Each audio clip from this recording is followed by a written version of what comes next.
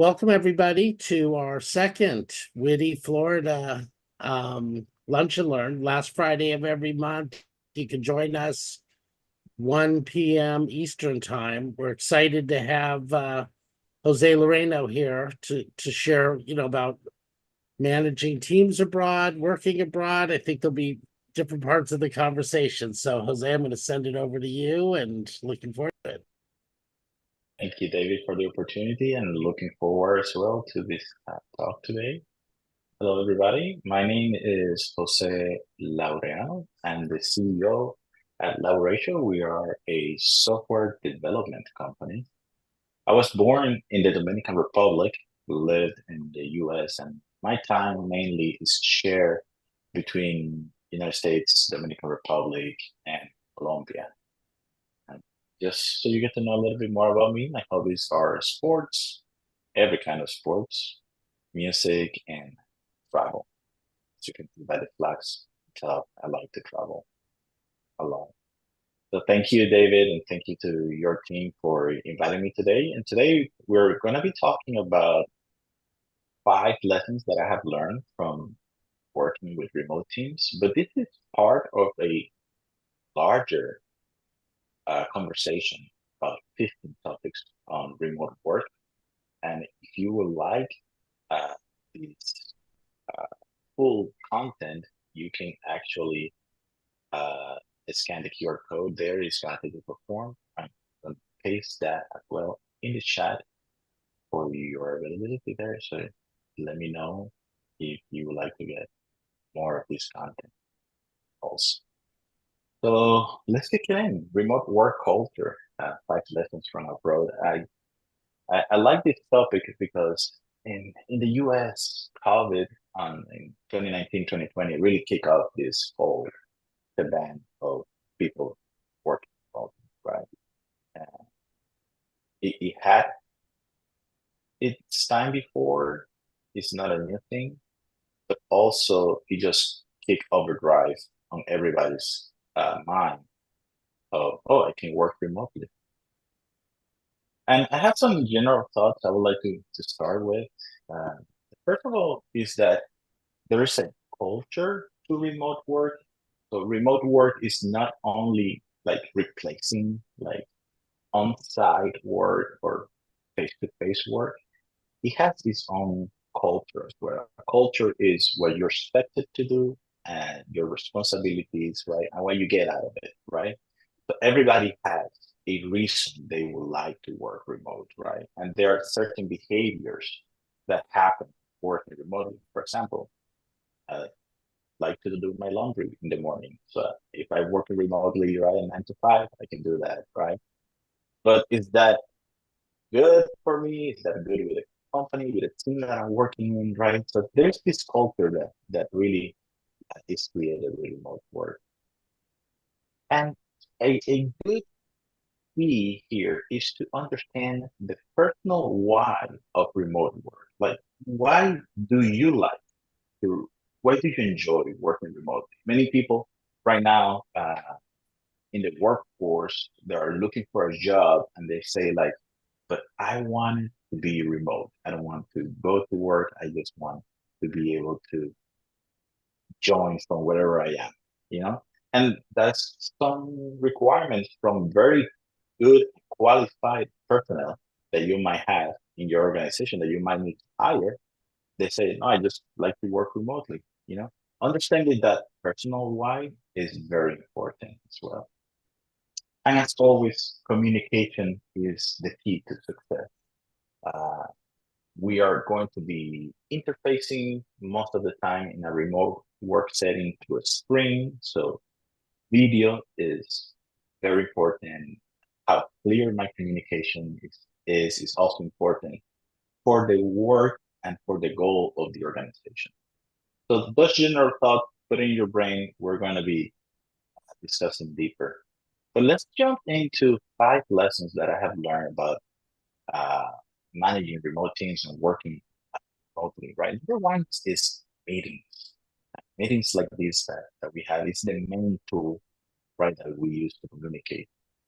And a big problem I have seen and I have had myself in my organization is large meetings with 50 people, 70 people, a large where you really don't know who is there, number one. And people ask themselves, why am I here in this meeting, right?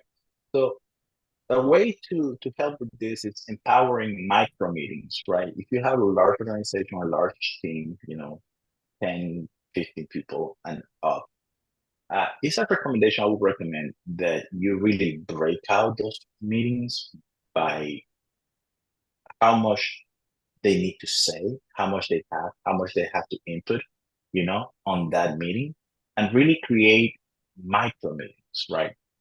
Of course, if you have like an all hands meeting, like a weekly all hands meeting for your company, right? You might not be able to skip that. But meeting fatigue is not actually fatigue for meetings, is fatigue for the same kind of meetings. That's what I have seen.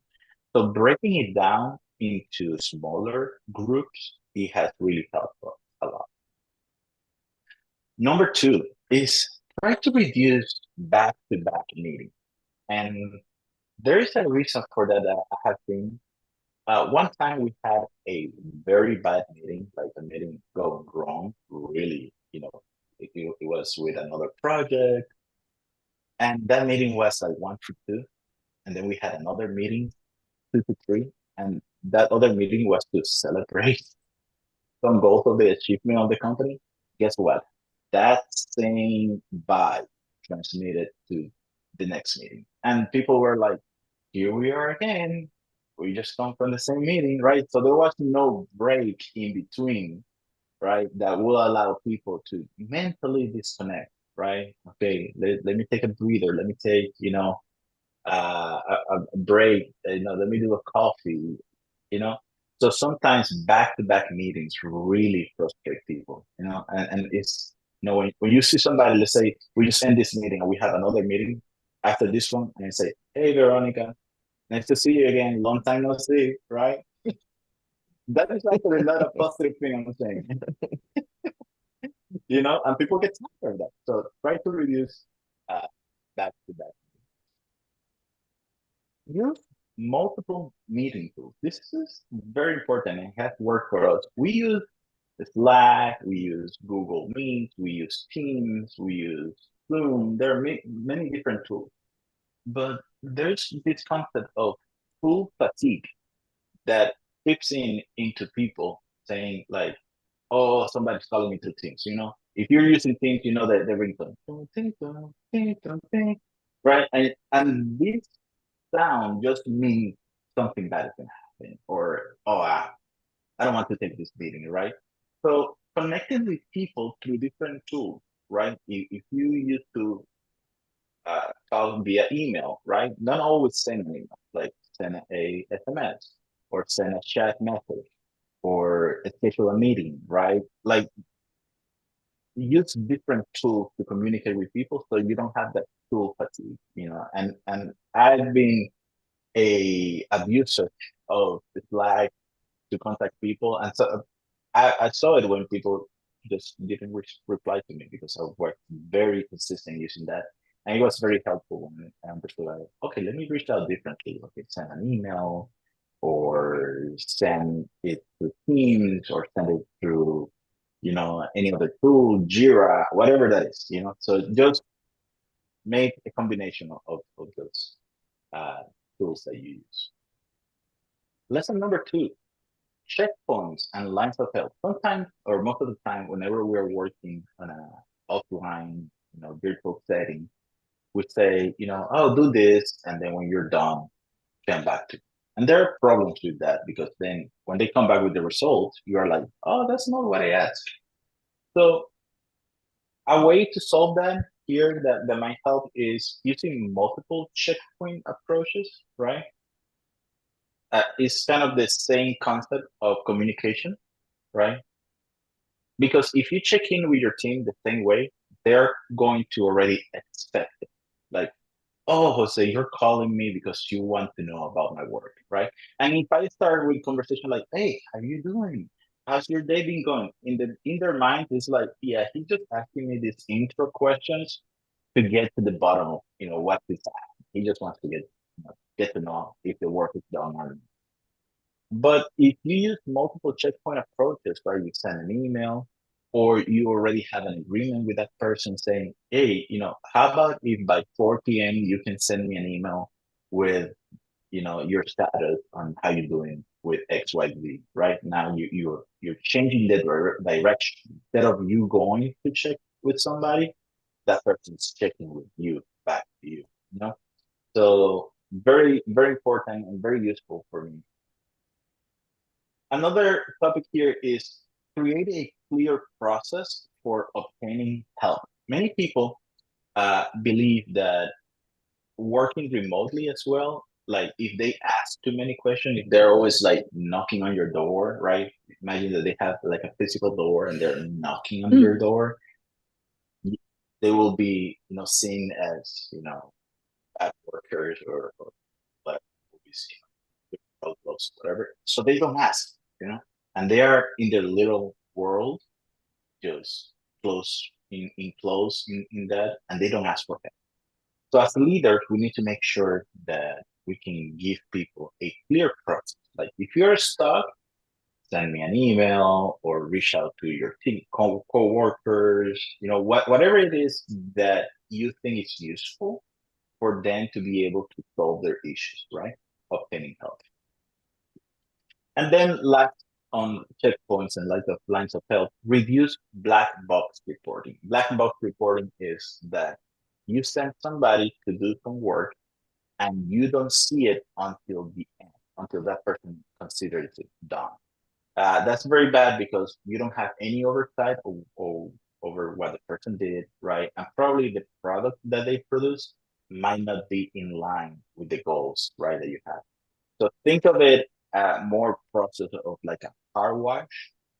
Whenever you put a car wash to wash, right, automatically you step out and you can see it through the different process. You can see it through the windows, right? So that reduces anxiety, that reduces bad work, that reduces time and cycle to waste it, right? So that visibility. Hey, I would like you to go into this project. I know it's gonna take 2 weeks to complete, but I would like to do check-ins with you every 2 or 3 days, right? Or send me a report, or provide people the way that or the pattern of communication that you want, right? So that has been helpful for me as well. Lesson number three: the camera. Very important on this kind of meetings. So many, I don't know if you have found yourself in this kind of meetings where they say, can we all turn our cameras on for this meeting, right? Uh, Very uncomfortable because many people might not want to turn on their cameras for the meetings, right? So what we did at our company is that we actually held a vote on camera etiquette. We say, okay, what do you guys want? Actually the meetings to be run. You want cameras on, cameras off. And what we have decided is actually Mondays, all meetings on Mondays are camera on.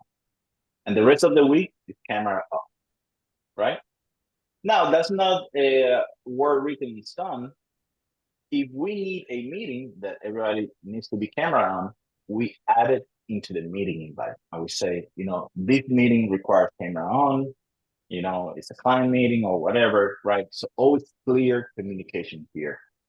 And remote work and camera, sometimes so many people use it like, I want to make sure that they are working. I want to make sure that they are there. And they abuse the camera actually as a way of like checking on people, right?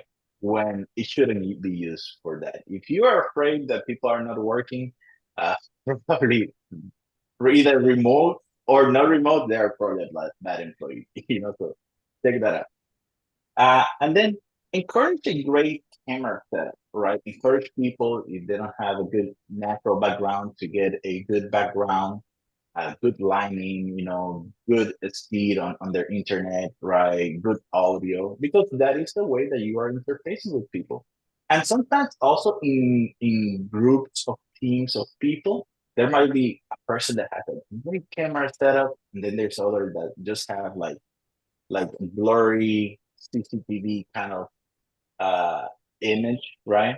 You really want to empower those people, encourage them to say, hey, do we need to get you a better camera? Do we need to get you a microphone? Do you need to be more aware or of situational awareness of where are you located when you take your meeting, right? Is it too loud, right? So all those things help people actually become better at being in a virtual meeting, right? Lesson number 4, local awareness. So before COVID, everybody was kind of in the office, right? And if you see the first conversations usually was about the traffic, what the traffic, you know, how is the traffic? Oh, there was a backlog on I-4 in Tampa, right? Or this road, there's construction. And those events, or though they were outside the line of work, they were used to be able to connect with people, right? So in a virtual setting, when you don't see your team members for 2 months, 3 months, right? People really get disconnected if they cannot have conversations about their local events, right? In our company, we have people in Colombia, in the US, in different part of the US, Dominican Republic, right? So we have introduced this awareness of what is going on with Jimmy, not with Jimmy, but where Jimmy lives, right? There was a tornado close by, you know? And that goes to the next point. Be aware of the weather. Like this conversation about the weather, they always connect you with people. Hey, I heard that there is a drought, water drought in your area. Actually, we had 2 events, one in Colombia and one in the Dominican Republic, different events. In the Dominican Republic, we had a flood. So all the streets were flooded. And in Colombia, we had a water drought. So people didn't have water, right? So being able to even talk about that creates connection with the team members, right? Because these are beside the cooler conversations, how was your traffic? How was your commute home? How was your commute back to the office? What's going on in your area? So be aware, of these local events, be aware of the weather. And also foster in-person meetings. This is very important. Uh, it's not that these meetings are bad meetings, these virtual meetings, is that humans crave for connection. So if you have a group of people that are local to an area, foster those in-person meetings. Probably rent a WeWork place and have a 1 day work day at X location. Get together in a Starbucks, and try to put actual people together. And because in reality, there's no replacement for personal space and personal touch and people being together, right? We try to make it the best we can digitally, but whenever people connect, it's better. It's a better environment. And lesson number 5 is something that is very important here to us about where is mental health. Many people are alone. And moreover, right, if you haven't been to the office in the last year, and humans are social people, creatures, right? And yes, even software developers. Many people think that software developers, they don't like talk to people; they just talk to the machine. But we actually need, human interaction. So mental health is something that it has to become forefront conversation in your organization, right? And what can you do? You can encourage activities outside the screen. It's very easy to spend 9 to 5, right? Straight, right? If you have back-to-back meetings or even if you have a break, but you're always looking at a screen, and then probably you just go and watch TV after work or do something, right? Encourage people, to say, if you like sports, if you have a common group, if you music, if you can go to the water, you can go to the beach, or to lake, or to do a walk, encourage people to have activities outside the screen. It's very important. It will help tremendously with mental health. And then provide access to mental health professionals if you can, if your organizations can foster that, because people suffer alone. And sometimes whenever you are in the office, you can get a cue. You can say, "Hey, Jose, what's going on? I see you a little bit down, tell me about it, or you can read it on people's faces or their demeanor or the way they walk. But whenever you're in virtual environments, it's just what you see here in the camera, and you don't know anything else. So if you can provide access to mental health professionals in your core organization, your employees will be very happy, and you will see it. It's a good return of investment, actually. If you would like to do that, well, it's very important. Nowadays, sometimes it goes, underground, and really people don't pay attention to that, but that is one of the key points of being able to have people stay longer in your organization. We have to do that. And with that, I think I have shared 5 lessons for today that have been important for me. Remember, this is part of a larger presentation of 15 areas to consider about remote work. The link is on the chat if you would like to fill the form, or you can just scan the QR code. And with that, I would like to take questions from the group.